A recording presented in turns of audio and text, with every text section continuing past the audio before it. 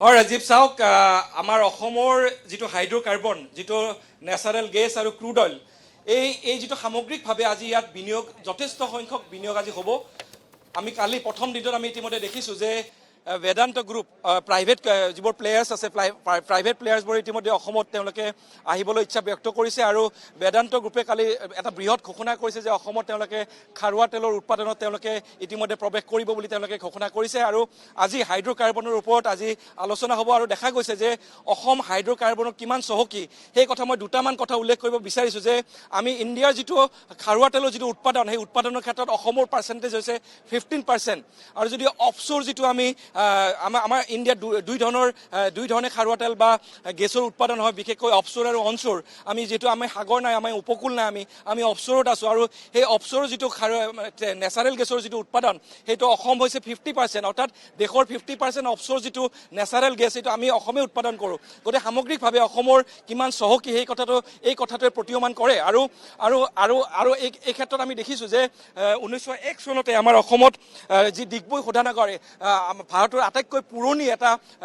ডিগবৈ তেল শোধনাগাৰ আমাৰ অসমতে স্থাপন হৈছিলে 1800 বহু বছৰ পূৰ্বেই স্বাধীনতাৰ বহু বছৰ আগতে অসমত তেলৰ উদ্ঘাটন হৈছিলে আৰু তাৰ পিছত 1901 চনত ডিগবৈ তেল শোধনাগাৰ, তাৰপিছত গুৱাহাটী শোধনাগাৰ 1962 আৰু বঙাইগাঁও 1974 আৰু তাৰপিছত নুমলীগড় অসম চুক্তিৰ অধীনত যি নুমলীগড় শোধনাগাৰ 2000ত আমি স্থাপন কৰা হৈছিলে অসমত। গতিকে সামগ্ৰিকভাৱে অসমৰ যি চাৰিটা যি তেলৰ ৰিফাইনাৰী আছে, তেল শোধনাগাৰ আছে, এই ৰিফাইনাৰীবোৰক এতিয়া যথেষ্ট পৰিমাণে এতিয়া খাৰুৱা তেলৰ প্ৰয়োজন হৈ আছে আৰু ইতিমধ্যে মই জনাবলৈ পাই সুখী হ'ম যে উৰিষ্যাৰ পাৰাদ্বীপৰ পৰা অসমলৈ খাৰুৱা তেল আমদানি কৰা হ'ব আৰু ইতিমধ্যে উৰিষ্যাৰ যি পাৰাদ্বীপৰ পৰা অসমলৈ এডাল বৃহৎ পাইপলাইনৰ নিৰ্মাণ কাৰ্য চলি আছে আৰু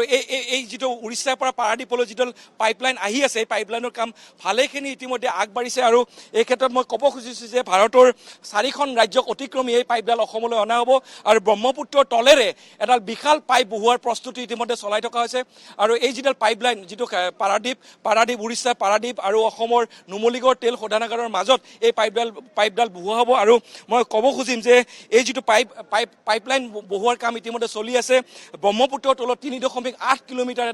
দীঘল এডাল পাইপ ব্ৰহ্মপুত্ৰৰ তলত ইতিমধ্যে বহুৱাৰ যিটো প্ৰচেষ্টা সেই প্ৰচেষ্টা ইতিমধ্যে চলি আছে আৰু এই যি সমগ্ৰ যিটো পাইপলাইন আছে এই পাইপলাইনৰ দৈৰ্ঘ্য হৈছে সৰ্বমুঠ দৈৰ্ঘ্য হৈছে আমাৰ অসমৰ ক্ষেত্ৰত 608 কিলোমিটাৰ থাকিব আমাৰ অসমত। ইয়াৰ উপৰি বিহাৰত থাকিব 200 কিলোমিটাৰ, ঝাৰখণ্ডত থাকিব 141 কিলোমিটাৰ,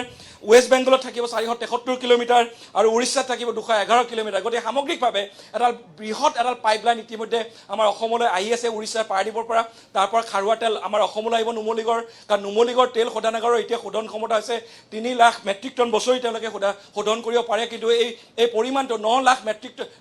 মেট্ৰিক টনলৈ লৈ যোৱাৰ এটা পদক্ষেপ লোৱা হৈছে আৰু সেইবাবে এই যিটো পাইপলাইন এই পাইপলাইন বহুৱাৰ কাম ইতিমধ্যে চলি আছে। কিছুদিন পিছতে এই কাম সম্পূৰ্ণ হৈ উঠিব আৰু ইতিমধ্যে আৰু এটা কথা মই উল্লেখ কৰিব খুজিম যে আমাৰ অসমৰ পৰা বাংলাদেশলৈ ইতিমধ্যে ডিজেল পাইপলাইন যোগে নুমলীগড়ৰ পৰা বাংলাদেশলৈ লৈ যোৱা হৈছে। নুমলীগড় তেল শোধনাগাৰে আগতে ৰেলেৰে তেওঁলোকে বিভিন্ন ঠাইলৈ দেশে বিদেশে তেওঁলোকে ডিজেল প্ৰেৰণ কৰিছিল, কিন্তু এতিয়া নুমলীগড়ৰ পৰা শিলিগুৰি এটা পইণ্ট আছে, শিলিগুৰি পইণ্টৰ পৰা যিটো পাৰ্বতীপুৰ বাংলাদেশৰ, সেই বাংলাদেশৰ পাৰ্বতীপুৰলৈ আমাৰ নুমলীগড়ৰ পৰা নিয়মীয়াভাৱে ডিজেল গৈ আছে। গতিকে সামগ্ৰিকভাৱে আমি অসম তেল আৰু গেছত কিমান চহকী সেই কথাটো ইয়াত